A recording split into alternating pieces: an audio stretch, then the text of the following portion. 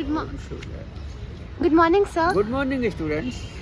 Sir NEP लागू हो चुका है और सर ये विजिलेंस अवेयरनेस वीक आपको लगता है कि इसका क्या मायने और क्यों मनाना चाहिए? ओके बेटा, स्टूडेंट ये तो ठीक है कि 2 नवंबर 2022 से पूरे यूनिवर्सिटी ऑफ दिल्ली में हमारा जो है NEP new national education policy लागू हो गया है।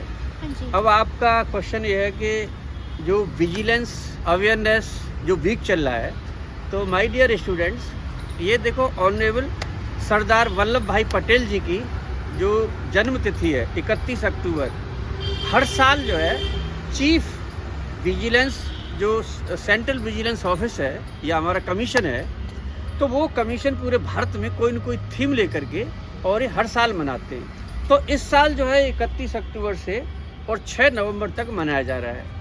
इसकी जो थीम है, इसकी थीम रखी है corruption free India for developed nation, मतलब जो है भ्रष्टाचार मुक्त भारत। और फिर जब जो है ये मतलब पूरी विकसित होगा तो सरकार का, पूरे देश का एक ये बनना है पूरे मतलब भविष्य के लिए कि हम 2047 तक हम विकसित देश बन जाएं।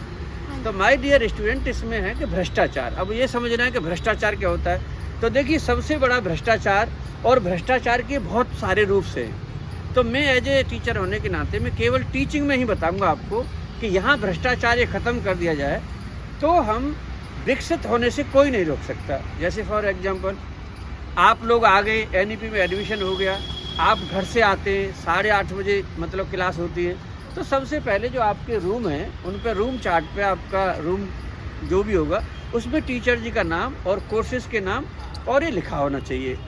इसके बाद में हर टीचर को पूरे सेमेस्टर का एक टीचिंग प्लान देना है उनको, और वो यूनिट वाइज होना चाहिए। एनईपी में क्या हुआ है, जो नया है एनईपी में स्टूडेंट्स, एनईपी में ये हुआ है कि जैसे मान लो यूनिट 1 है, यूनिट 2 है, यूनिट 3 है, यूनिट 4 है, यूनिट 5 है, तो उसके लिए टाइम स्पेसिफाइड है कि आपको इतना वर्क इतने वीक्स में करना है। जैसे फॉर एग्जांपल बिजनेस लॉज की आप एक एग्जांपल ले सकते हैं। तो पहली यूनिट है मान लो, तो उस फर्स्ट यूनिट को आपको 2 वीक में करना है। तो आप बताइए, टीचर जी की ड्यूटी बनती है कि मैं इस तारीख को 1 वीक में ये पढ़ाऊँगा, दूसरे वीक में ये पढ़ाऊँगा, फिर ऐसे ही सो ऑन। तो सारा का सारा सिलेबस का आपको स्ट्रक्चर मिल जाएगा। इसके बाद टीचर जी को चाहिए कि वो उसका एग्जीक्यूशन प्लान रखे। अब हो क्या रहा है, सारी बात करा लीजिए, किसी से भी बहुत लेक्चर दिलवा लीजिए, सब कुछ काम करा लीजिए, लेकिन ये चीज़ देने पर अभी थोड़ा नानुकोर्सी हो रही है। हालांकि बहुत शिक्षक हैं, बहुत कॉलेज प्रिंसिपल्स हैं, वो कॉलेज प्रिंसिपल टीचर पहले हैं ना। अब ऐसे नहीं कॉलेज प्रिंसिपल बन गए तो टीचिंग को छोड़ दें, वो टीचिंग प्लान वो नहीं देंगे या वो खुद एग्जीक्यूशन नहीं रखेंगे। जब वो खुद ही नहीं रखेंगे तो पूरा बंटाधार है, फिर आप कुछ भी मना लो, उनसे कोई फ़ायदा नहीं होने वाला। तो जो की पॉइंट है इसमें, कॉलेज प्रिंसिपल्स हैं कॉलेजेस के, फिर उनका बहुत पॉजिटिवली इम्पैक्ट पड़ता है। मतलब टीचर देखते हैं हमारे प्रिंसिपल साहब, हालांकि प्रिंसिपल साहब टीचर्स में से बनते हैं, जैसे हम सब टीचर हैं उनमें से एक प्रिंसिपल बन जाते हैं, तो इससे क्या एक पॉजिटिव माहौल जाएगा।